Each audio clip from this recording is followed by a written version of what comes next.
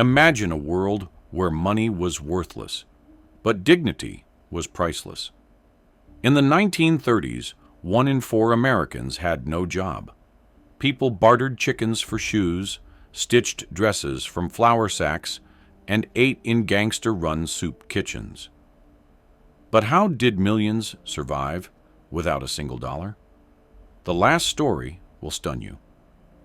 If your paycheck vanished tomorrow, would you still feel human? Picture this. It's 1933.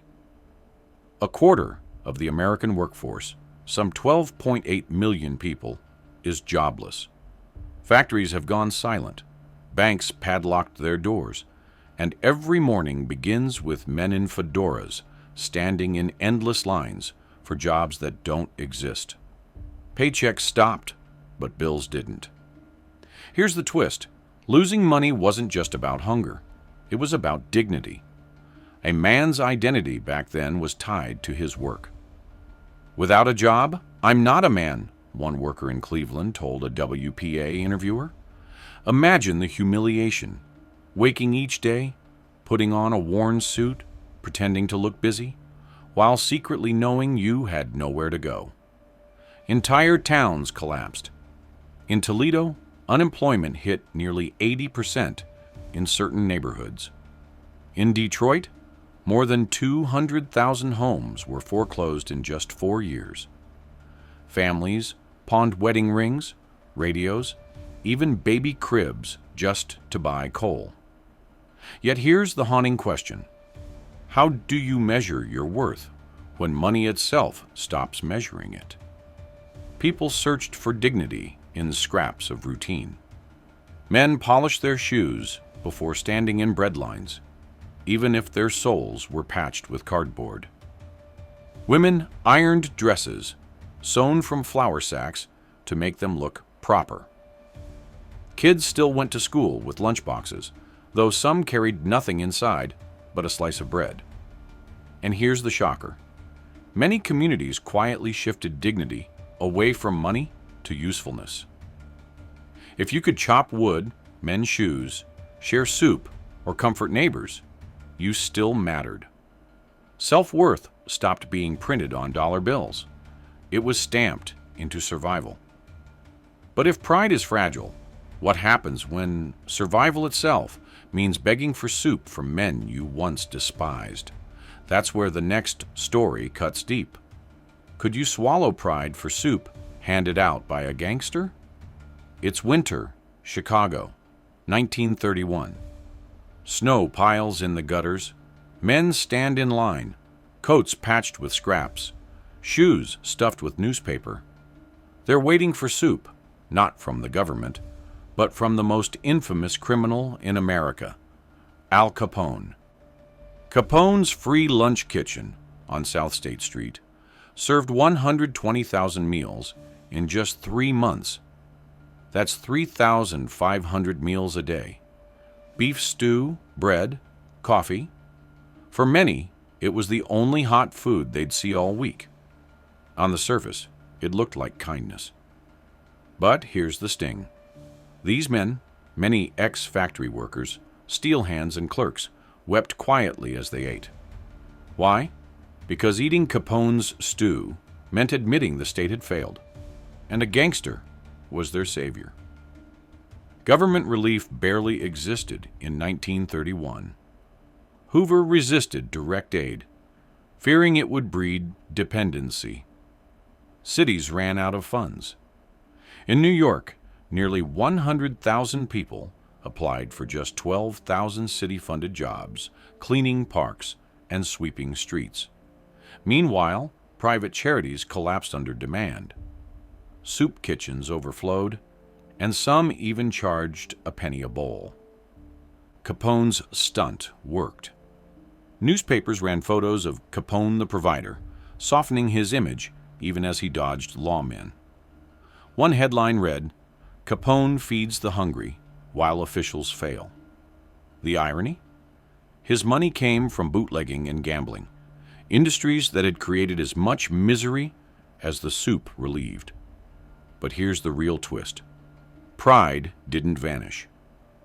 Men cleaned their bowls, straightened their hats, and thanked servers as if dining in a cafe. One survivor recalled, "I never felt so small as when I lined up for gangster soup. But I also never forgot the taste. It was survival."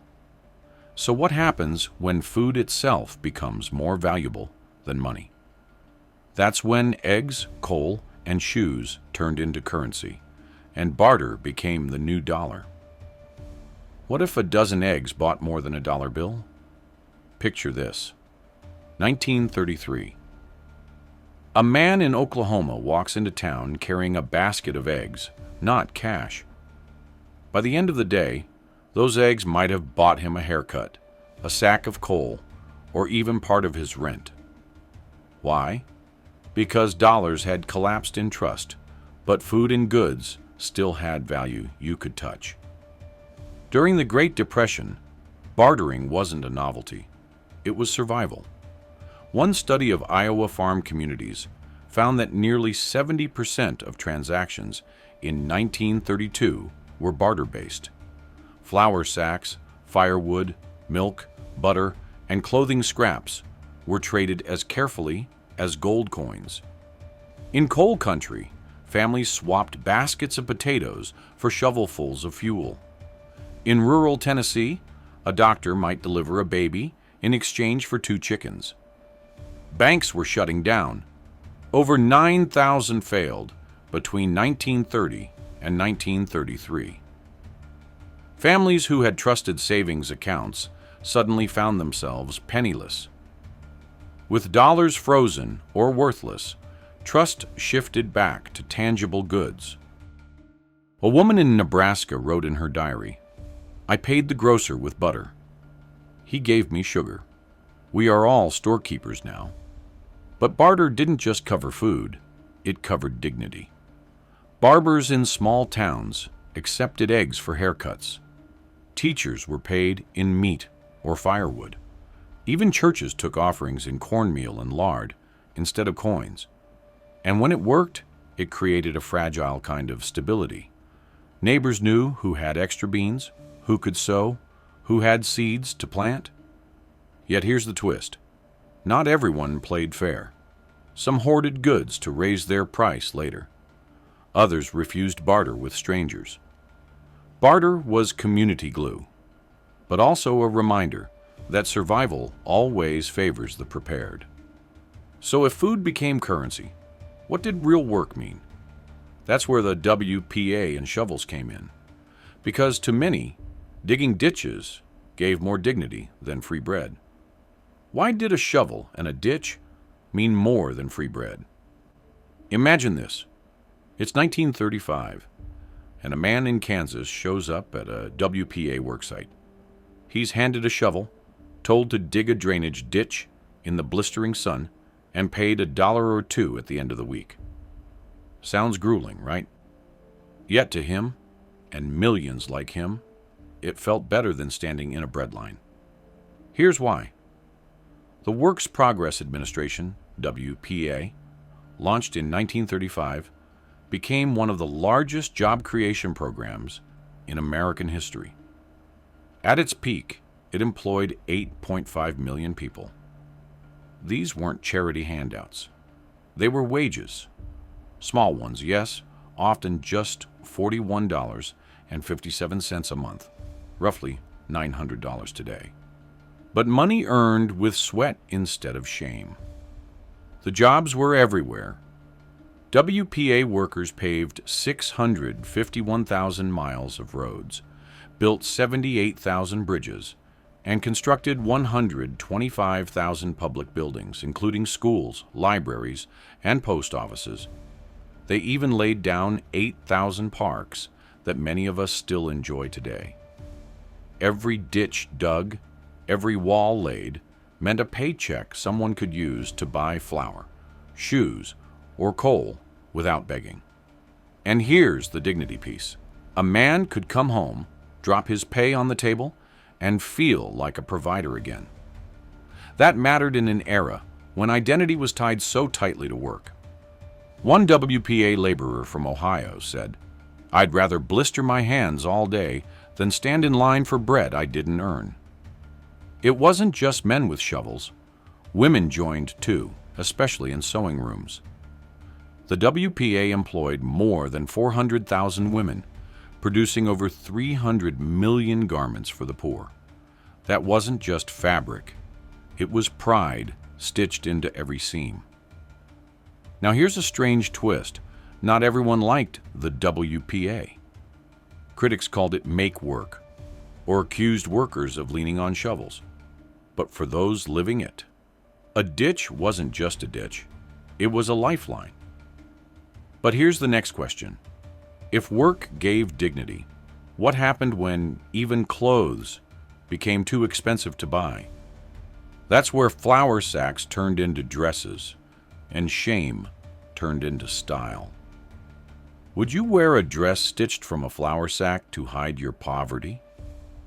Picture opening your dresser in 1935, not to find cotton or silk, but rough flour sacks turned into skirts and shirts.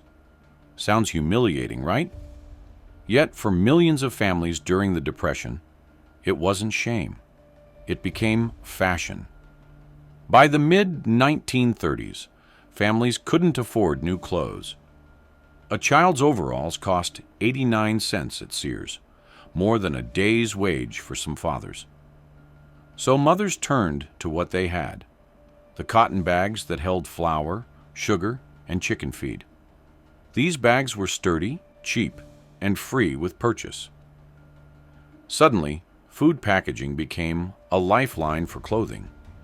Here's the clever twist. Flour companies realized what was happening. To win customers, they began printing floral patterns, stripes, and pastel colors on their sacks.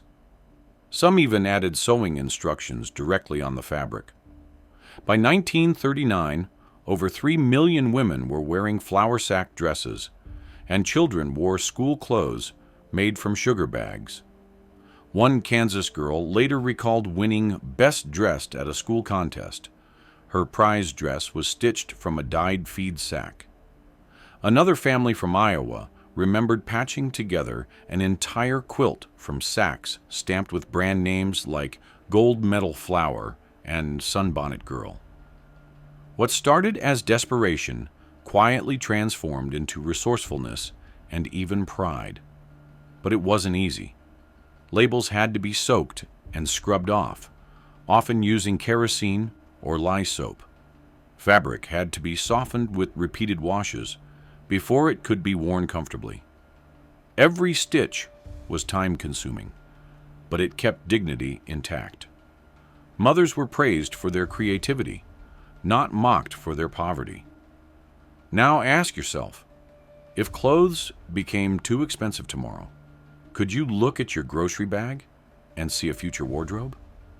Because for Depression-era families, that wasn't a question. It was daily reality. And if flour sacks became fashion, what happened when even music and art had to replace money itself? That's where we move next, when songs, murals, and quilts became the real currency of hope. When wallets emptied, why did songs, quilts, and murals become survival tools? Imagine living in 1932. You've lost your job, your home is half empty, and your pockets hold nothing but lint. How do you keep hope alive when money itself has vanished? The answer, strangely enough, was art. By the late 1930s, the U.S. government realized bread alone wasn't enough. The Works Progress Administration, WPA, part of Franklin Roosevelt's New Deal, didn't just build bridges and roads. It funded artists, musicians, writers, and performers.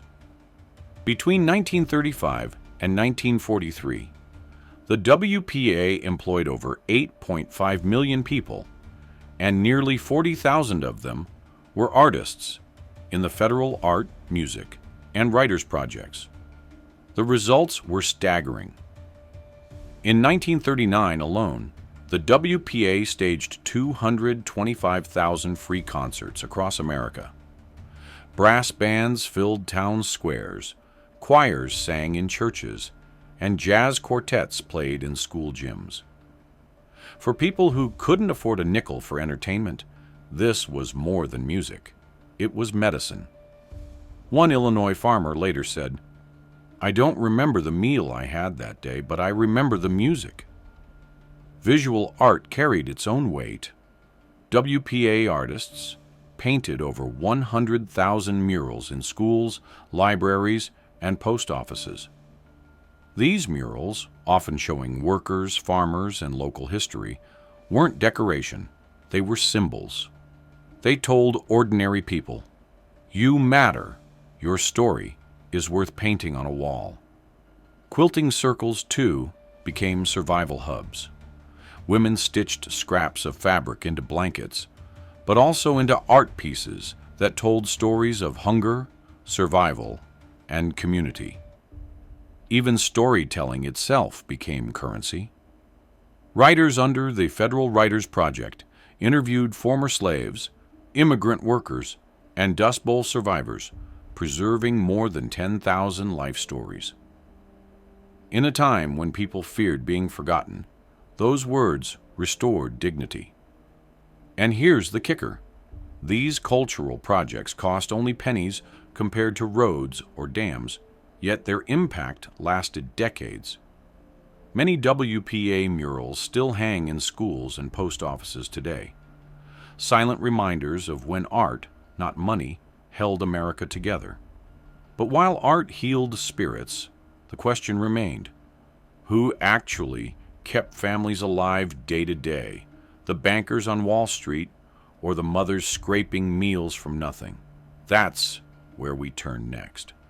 Who really saved families? Bankers on Wall Street or mothers at the stove? By 1933, Wall Street had already burned through billions. Banks closed, stocks vanished. Yet families didn't collapse because of bankers. They survived because of kitchens, gardens, and mothers who refused to give up. Let's start with food. A University of Iowa survey found that by the mid-1930s, more than 60% of rural families grew gardens large enough to feed themselves through winter. Women led the charge. They canned vegetables, jarred jams, and even reused glass jars dozens of times. In 1936 alone, American families canned over 412 million quarts of fruits and vegetables. That wasn't a hobby, it was survival. And while Wall Street men wrote memos, mothers quietly rationed every crumb. They stretched meatloaf with oats, replaced butter with lard, and fried depression cakes made without eggs or milk. One Missouri mother's diary recorded feeding a family of 6 on $1.74 a week, less than the price of a single fast food meal today. It wasn't only food. Clothing became a battlefield of pride. Women turned flour sacks into dresses, carefully unpicking logos, and dyeing fabric with onion skins or walnut husks. By 1939, flour companies began printing colorful floral patterns on bags to meet demand.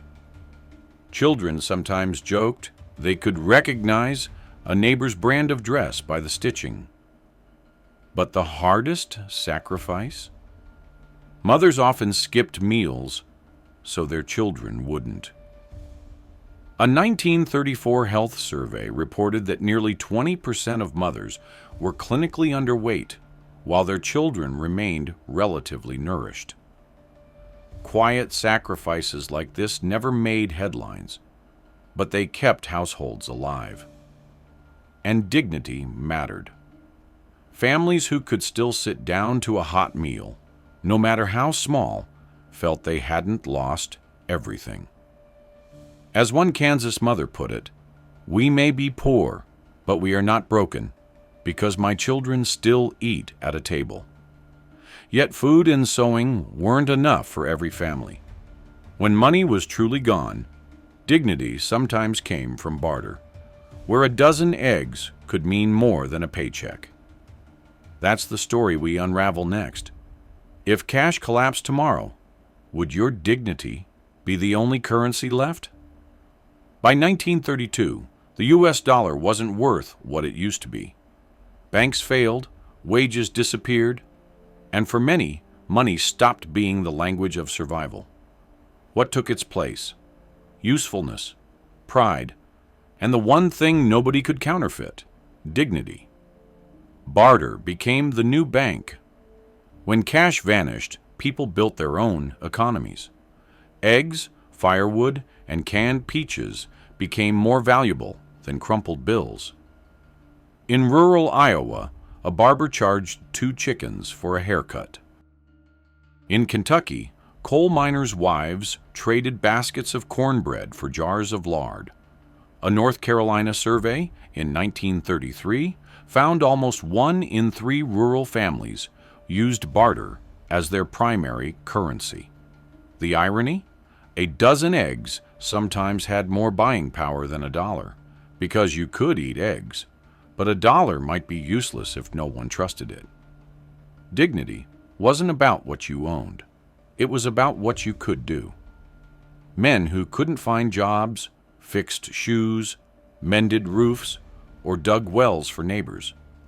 Women became community anchors, sewing dresses, knitting socks, and keeping kitchens alive. In 1935, WPA records show millions of hours logged in homemaker training programs because the ability to preserve food or patch clothing was survival.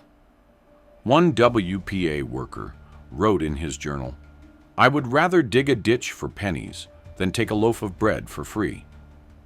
The shovel keeps me, a man. Churches, lodges, and relief halls became places where dignity circulated like money. Soup kitchens fed bellies, but singing hymns together fed spirits. In 1934 alone, the WPA sponsored nearly 2,300 community centers, offering not just food and work, but belonging. A Kansas mother summed it up in a letter. "We are broke. But we are not poor. Poor is when you have no pride left." And here's the question that lingers. If cash collapsed tomorrow, could we measure our worth in what we give, not what we own? Thanks for watching. History's rawest survival lessons deserve more eyes. If this pulled you in, there are more untold stories waiting for you here.